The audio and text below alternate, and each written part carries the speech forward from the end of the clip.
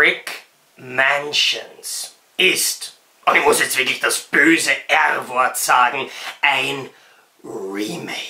Und wenn wir eines wissen aus dem Internet, dann Remakes sind immer schlecht. Remakes sind nie so gut wie das Original, außer in den Fällen, wo sie genauso gut oder vielleicht sogar besser sind. Lassen wir das. Ja, das böse R-Wort steht im Raum und ich muss es ganz klar an dieser Stelle sagen, nein.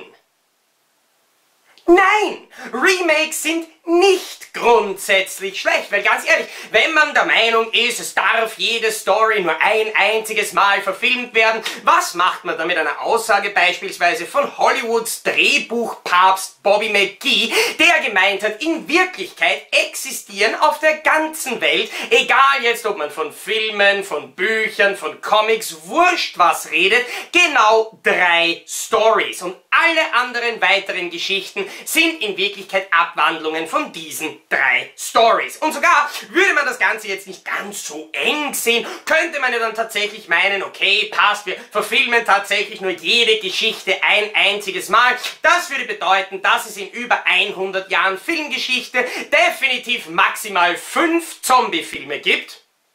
Such dir selber aus, auf welche du verzichten kannst, und dass auch das Action-Genre relativ ausgedünnt wäre. Und das, können wir uns wahrscheinlich einer Meinung sein, wäre eine relative Tragödie. So müssten wir nämlich mit dem 2004 in Frankreich produzierten Streifen Ghetto Gang Vorlieb nehmen. Und ganz ehrlich, ist das der blödeste Filmtitel aller Zeiten oder ist das der blödeste Filmtitel aller Zeiten?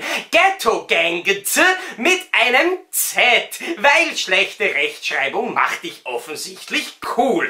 Aber Ghetto Gangs ist in Wirklichkeit ein von Luc Besson geschriebener und produzierter Streifen von Regisseur Pierre Morel, der nach seinem Debüt übrigens mit Ghetto Gangs dann nach Hollywood gegangen ist und dort Filme wie 96 Hours, From Paris with Love oder letztens The Gunman gedreht hat. Für das 2014 produzierte Ghetto Gangs Remake, seines Zeichens Brick Mansions, wurde dann mit Camille Delamarre ein neuer Regisseur gefunden, der vor allem dafür bekannt war, dass er Werbungen gedreht hat und der nachher ein Jahr später erst seinen zweiten Spielfilm, nämlich The Transporter Refueled, gedreht hat. Und ganz ehrlich, Delamarres Herkunft als Werbefilmer merkt man bei Brick Mansions definitiv. Leute, die Erfahrungen mit Werbung haben, sei es jetzt Michael Gondry, sei es Michael Bay, haben eigentlich eines gemeinsam, nämlich wirklich das Gespür dafür, visuell in möglichst kurze Zeit möglichst viel hineinzupacken.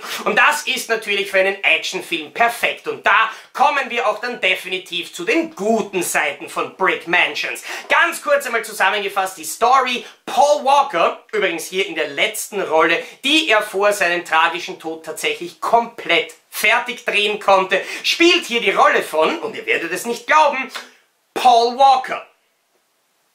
Ja, es ist nicht mehr, weil er spielt wieder mal einen Undercover-Cop, der sich irgendwo einschleusen hat lassen und dann quasi von innen heraus versucht, einen bösen Gangster-Oberlord zur Strecke zu bringen. Diese Story kennen wir definitiv überhaupt nicht unter Anführungszeichen von Fast and the Furious. Lassen wir das vor allem, weil Paul Walker meines Erachtens nach ein wirklich cooler Schauspieler und ein wirklich cooler Actionheld ist. Einer, der es nämlich wirklich schafft, die Action großartig zu verkaufen, der sowohl seine akrobatischen Stunt-Einlagen so komplett überzogen sie auch von Luc Besson präsentiert werden, egal, einfach halbwegs glaubwürdig zu bringen, auch wenn er alleine während seiner ersten Actionsequenz, wo er hinten an dem Auto hängt, glaube ich, als normaler Mensch mindestens 8-mal gestorben wäre. Aber irgendwie ging es mir bei dem Film die ganze Zeit so, es war irgendwie komisch, Paul Walker von einem Auto baumeln oder schnell mit einem Auto fahren und Unfälle bauen zu sehen. Das ist irgendwie, hinterlässt das ein komisches Gefühl.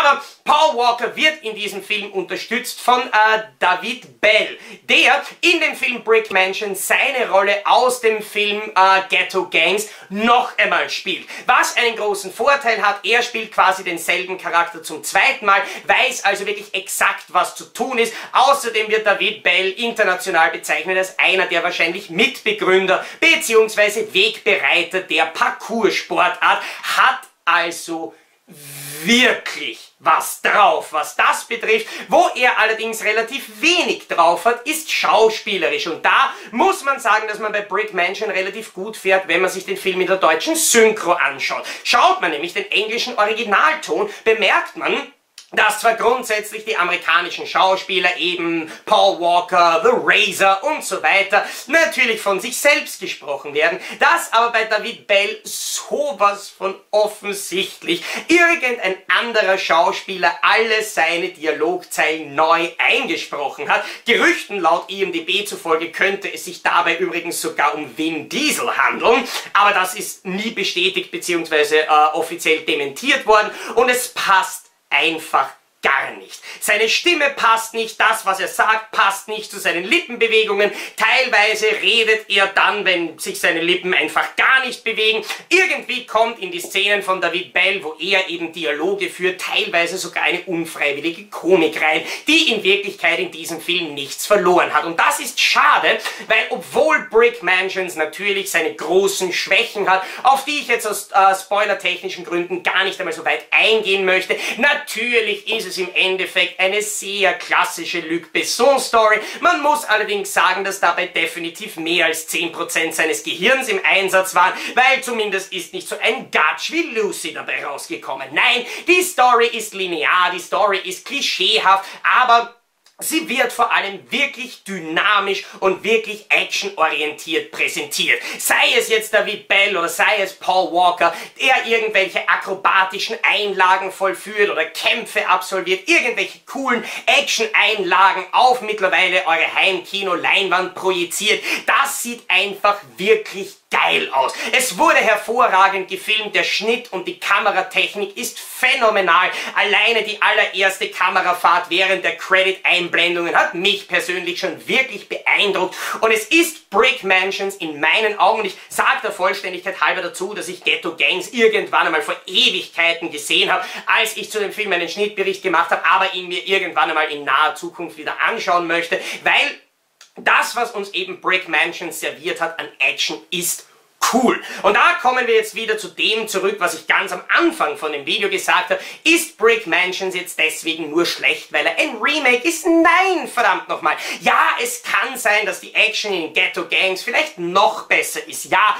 es kann sein, dass der Film vielleicht dadurch, dass es eben nicht ein Hollywood-Film ist, womöglich noch etwas anders und etwas stilvoller inszeniert ist. Aber das hat einfach gar nichts damit zu tun, dass Brick Mansion, so wie er gedreht wurde und abgeliefert wurde in der Extended-Version, die es bei uns auf Blu-ray gibt, einfach ein guter, gut anzusehender Actionstreifen ist. Man sollte sich definitiv nicht zu viel davon erwarten, es wird das Genre-Rad definitiv nicht neu erfunden, aber Brick Mansions ist meines Erachtens nach definitiv ein Film, mit dem man als Action-Fan und vor allem als Freund temporeicher, adrenalintreibender Unterhaltung seinen Spaß haben kann. Und ganz ehrlich, das braucht man zwischendurch auch einmal.